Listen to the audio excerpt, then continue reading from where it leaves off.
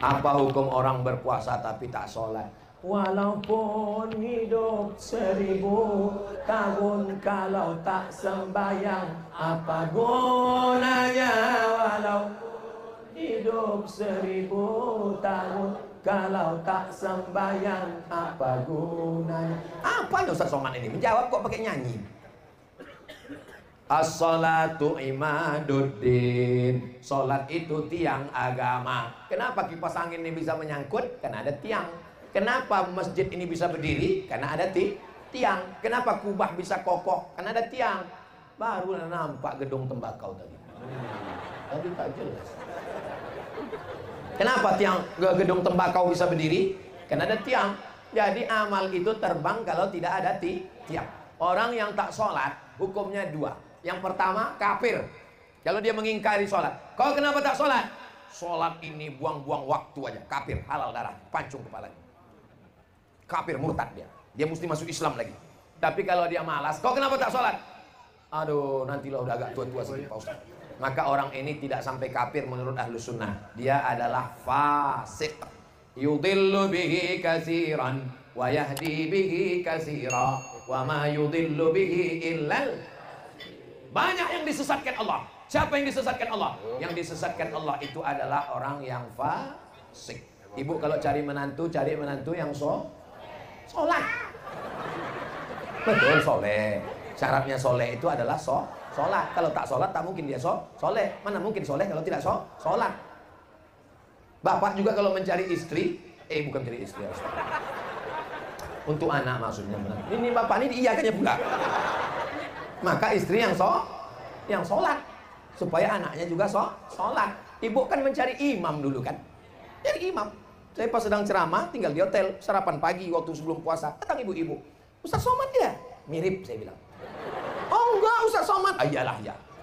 Kalau kau paksa juga aku Ustaz Somad, iyalah Ustaz Somad. Alhamdulillah senangnya sama Ustaz. Saya nih Pak Ustaz kerja di kantor anu. Siapa yang nanya? Ini anak buah saya. Ada satu orang Pak Ustaz yang masih gadis belum nikah. Sini sebentar. Bawanya lagu situ. Nah dia nih Pak Ustaz tolong doakan. Dia nyari imam. Saya bilang aku khotib.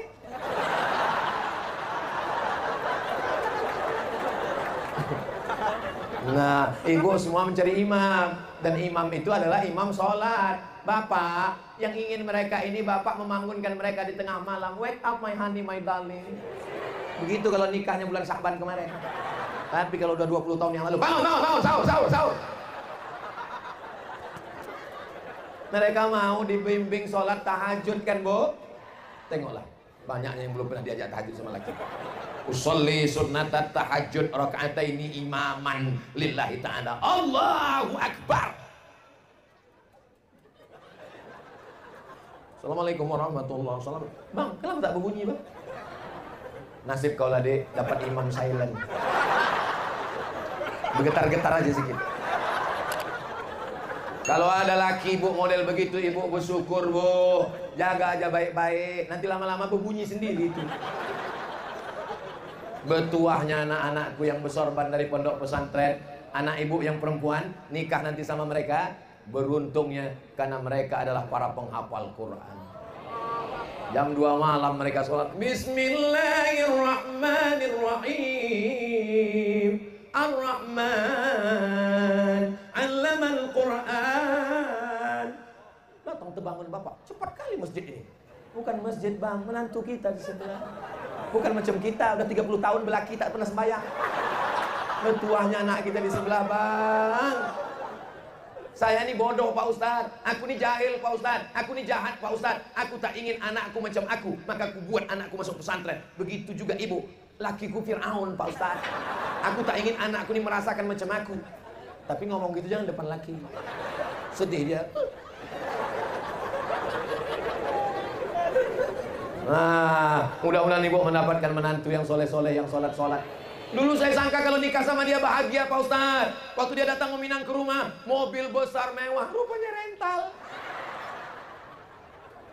Dulu saya sangka kalau nikah sama dia bahagia, rumahnya besar, ada kolam renangnya. Ternyata Pak Ustadz, macam mana rasanya nikah sama dia, Bu? Tak sembahyang dia Pak Ustadz. Macam mana rasanya? Macam tidur sama babi hutan. Beruntunglah kalian yang laki sembahyang, yang belum sholat mudah-mudahan dibukakan Allah pintu hatinya sholat. Ibu jangan pernah berhenti, ambilkan kain sarung, ambilkan peci, sembayang bang, sembayang. Aku tengok beberapa kawan abang udah mati semua, sembayang, sembayang. Sembayang bang, tak ada yang bisa menolong abang di liang lahat nanti. Aku belaki, aku lagi nanti, abang sembayang. Sambil masak sahur pagi-pagi. Walaupun hidup 1000 tahun, kalau tak sembayang macam lakiku ini, apa gunanya? Pukul-pukulkan centong tu sikit.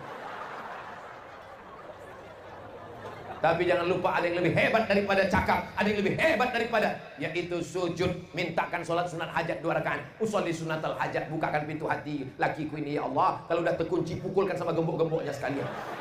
Di sujud terakhir tuh mintalah sama Allah. Jangan dicakapkan di mulut. Kalau bercakap pakai bahasa Indonesia dalam sholat batal. Dalam hati aja. Jangan dikeluarkan. Ya Allah, lakiku tak sembahyang-sembahyang. Jangan.